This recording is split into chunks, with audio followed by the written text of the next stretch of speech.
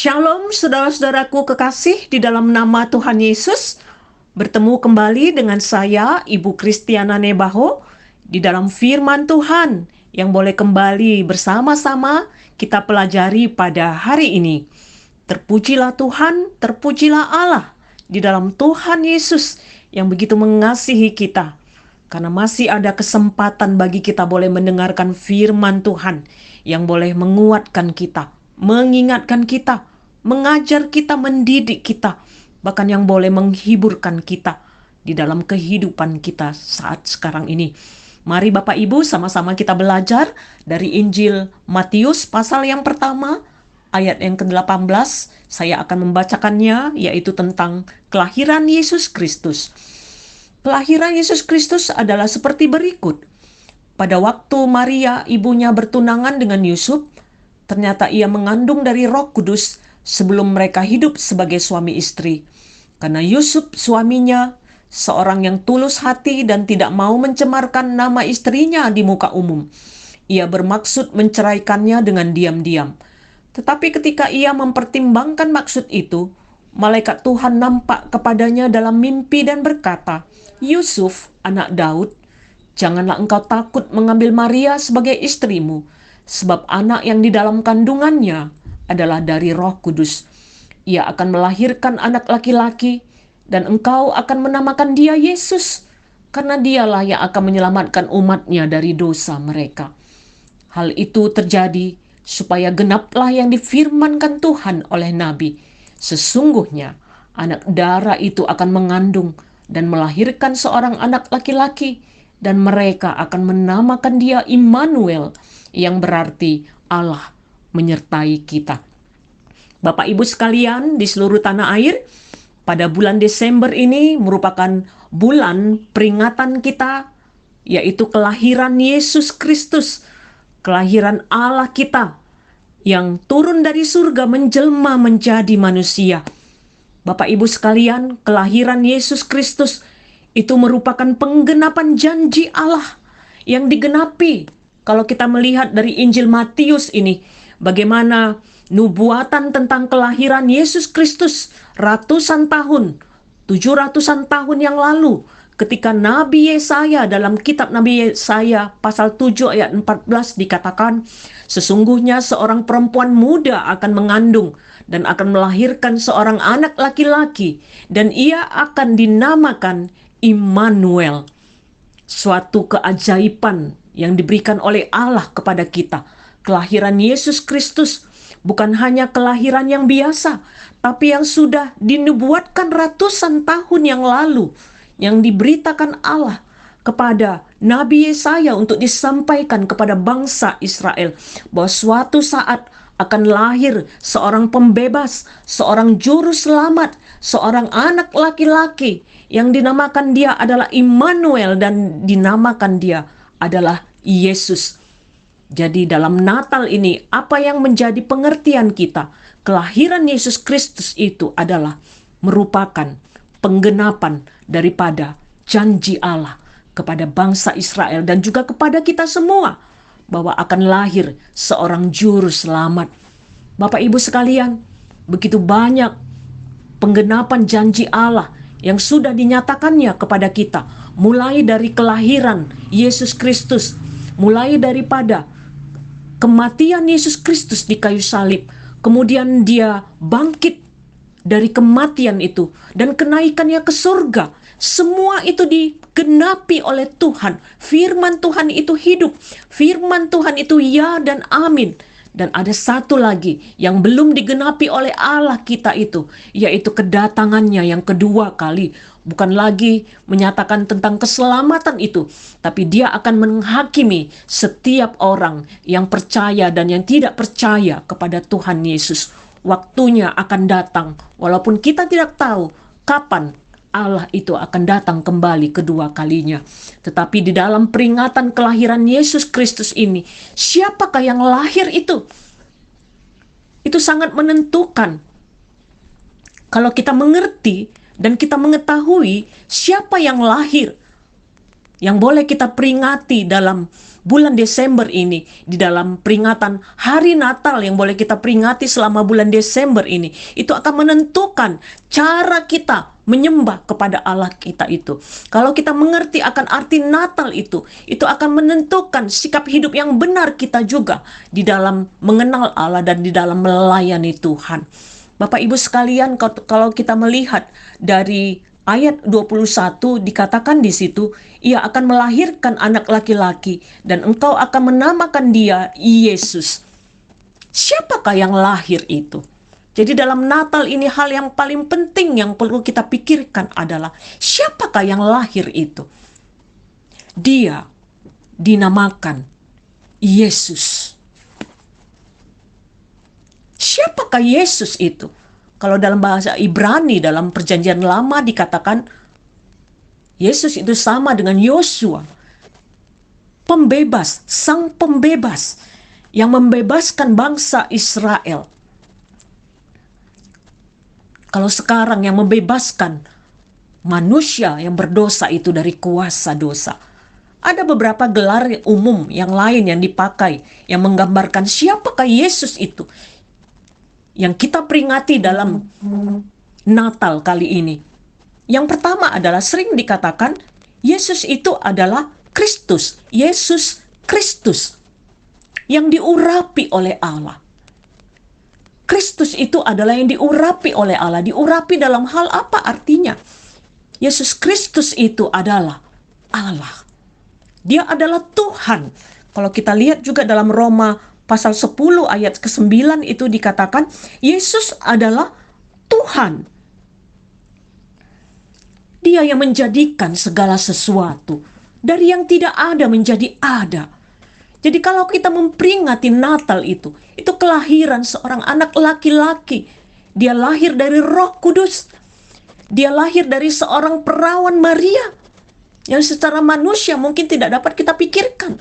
Tapi itulah Allah kita yang menjelma menjadi manusia. Dia Allah 100%, tapi dia juga Tuhan. Dia yang menjelma menjadi manusia 100%. Dia Allah yang kudus. Dia lahir dari seorang perawan Maria oleh karena Roh Kudus. Apalagi istilah lain yang boleh kita lihat. Yesus Kristus itu selain dia adalah Allah yang menjadikan segala sesuatu, yang menjadikan kita manusia, yang menjadikan semua makhluk hidup.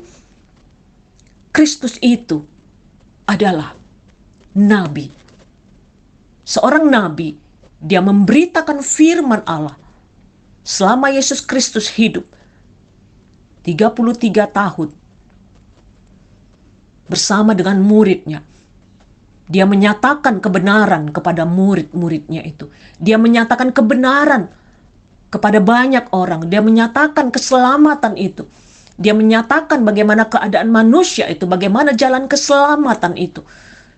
Bagaimana supaya kita boleh diampuni oleh Tuhan. Bagaimana jalan ke surga itu. Bahkan yang ketiga istilah lain bagi Kristus adalah yang diurapi itu. Dia adalah imam. Yesus yang lahir di Bethlehem, yang dikandung oleh Maria dan lahir di Bethlehem, yang dinamai adalah Yesus. Dan sering istilah lain dikatakan Yesus Kristus. Dia adalah iman. Dia adalah pengantara antara manusia yang berdosa itu dengan Allah yang kudus itu. Melalui Yesus, dia mau memperdamaikan manusia yang berdosa itu, yang sudah bermusuhan dengan Allah, yang sudah terpisah dengan Allah karena dosa itu. Supaya manusia itu boleh berdamai dengan Allah. Supaya manusia yang berdosa itu dosanya boleh diampuni oleh Tuhan dan berdamai kembali dengan Allah. Dan itu harus dengan penjelmaannya menjadi manusia dan dia mati di kayu salib. Seharusnya manusia yang berdosa itu yang disalibkan, yang dikutuk. Tapi Allah yang turun dari surga, yang menjelma menjadi manusia, yang lahir di Bethlehem, yang mati di kayu salib, dialah yang menggantikan kita. Supaya kita boleh diampuni, supaya kita boleh memperoleh keselamatan itu yang ada di dalam Tuhan Yesus, supaya kita boleh kembali berdamai dengan Allah dan boleh mengenal Allah yang hidup, yang benar itu. Istilah lain juga Yesus Kristus adalah Dia adalah juru selamat. Ketika manusia itu jatuh di dalam dosa dalam kitab Kejadian, ular itu dikutuk oleh Allah. Tetapi manusia yang berdosa itu Adam dan Hawa, dia tidak dikutuk oleh Allah. Mereka lari dari hadapan Tuhan. Tapi apa yang dilakukan Allah? Allah begitu mengasihi orang yang berdosa itu. Allah mencari orang yang berdosa itu. Dia berkata kepada Adam, "Di manakah engkau?"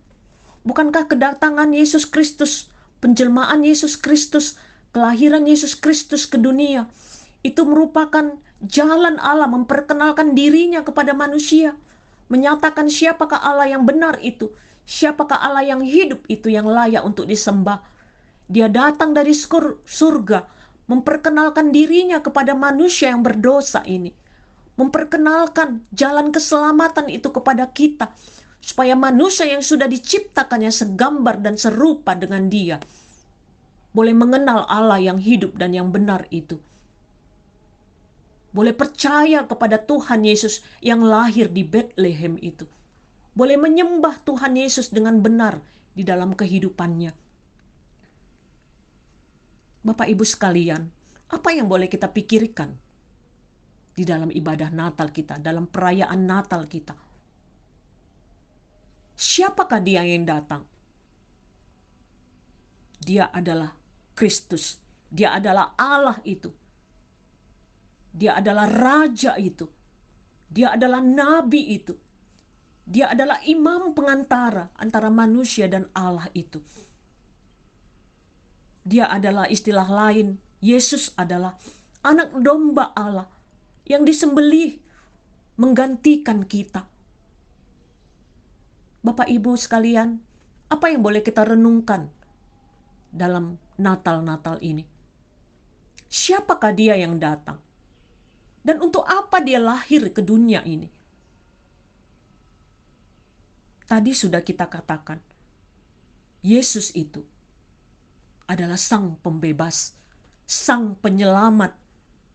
Dia adalah anak domba Allah yang akan disembelih menggantikan kita, orang yang berdosa ini. Dia adalah Allah yang maha tinggi. Dia adalah Tuhan yang bisa menyelamatkan manusia dari dosa, dari kematian kekal. Bapak Ibu sekalian, mari kita bersama-sama merenungkan makna Natal itu. Yang pertama, siapakah yang datang itu?